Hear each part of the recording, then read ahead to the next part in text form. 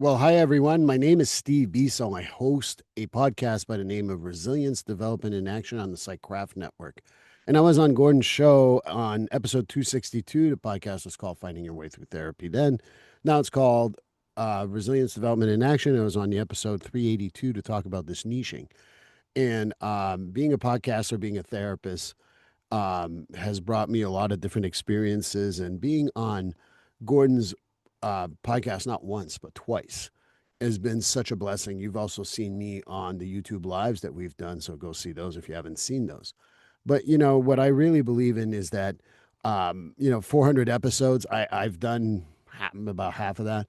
And I know how much dedication it takes. So never mind 400 episodes. Those are years and years of dedication. Gordon is probably one of the most soft spoken, straightforward person I've ever met. And what I mean by that is I'm much more of a loudmouth than he is, number one. And that's not a bad thing. It's just differences. But number two, he tells you what it is. And he's maybe soft spoken, but he's very direct. And when you listen to his podcast, you get all the information you need plus. And he will tell you what he believes in, what he doesn't believe in. And what I truly believe also is Gordon gives people space. And that's why I think his podcast is absolutely amazing. Congratulations on 400 episodes of The Practice of Therapy.